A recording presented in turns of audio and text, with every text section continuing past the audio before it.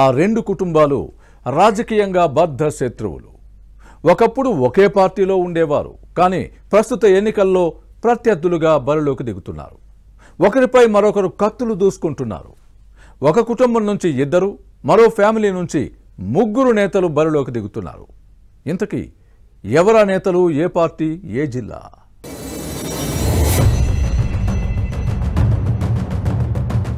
అన్నమయ్య జిల్లా రాజంపేట పార్లమెంటు స్థానంలో ఎన్నికలు రసవత్తర పోరుకు తెరలేచింది. నల్లారి, పెద్దిరెడ్డి కుటుంబాలు ప్రత్యర్థులుగా పోటీలో చేస్తున్నారు.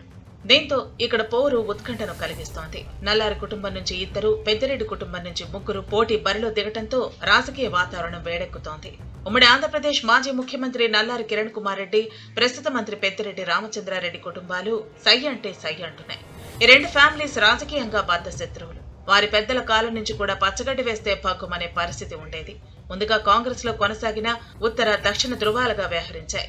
కిరణ్ కుమార్ రెడ్డి, పెద్దిరెడ్డి రామచంద్రారెడ్డి వాయిల్పాడు, పీలేరు నియోజకవర్గాల నుంచి కాంగ్రెస్ ఎమ్మెల్యేలుగా ప్రాతినిధ్యం వహించారు.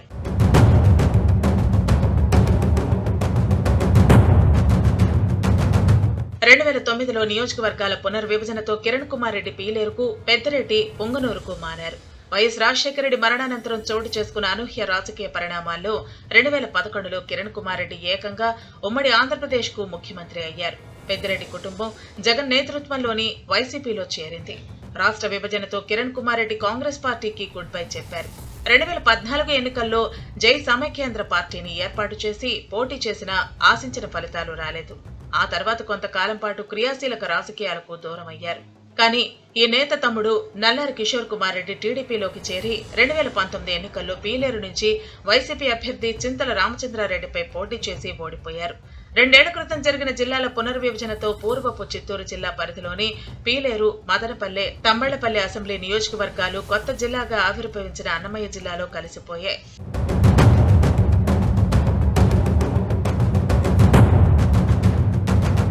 రాజంపేట లోక్సభ స్థానంలోని 7 అసెంబ్లీ స్థానాలు రాజకీయంగా టీడీపీ, వైసీపీకి చాలా కీలకం.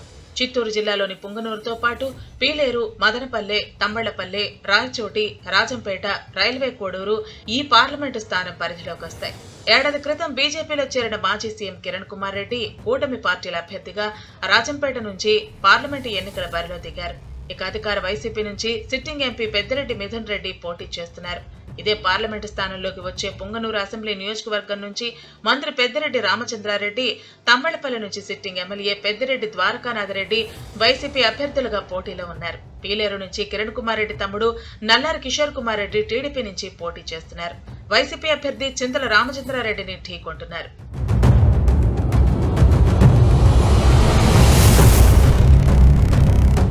ఇక నల్లారి, పెద్దిరెడ్డి కుటుంబాల మధ్య ఈ ఎన్నికల్లో హోరాహోరీ పోరు సాగుతోంది. ప్రచారంలో దుమ్మెత్తి పోసుకుంటున్నాయి. నువ్వా నేనా అన్నట్టుగా పోటీ పడుతున్నాయి. నల్లారి కుటుంబాన్ని దెబ్బతీయాలనే ప్లాన్ లో పెద్దిరెడ్డి ఫ్యామిలీ ఉంది.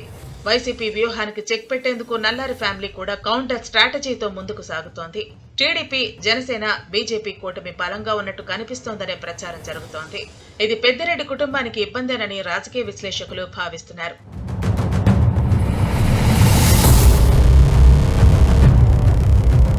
కిరణ్ కుమార్ రెడ్డి ముఖ్యమంత్రిగా ఉన్నప్పుడు ఆయనతో కలిసి కాంగ్రెస్ ఎమ్మెల్యేలుగా పనిచేసిన వారిలో ఎక్కువ మంది ఈసారి టీడీపీ నుంచి అసెంబ్లీ బరిలో దిగారు. మదనపల్లి సైకిల్ అభ్యర్థిగా పోటీ చేస్తున్న మాజీ ఎమ్మెల్యే షాజహాన్ బాషానే ఇందుకు ఉదాహరణ.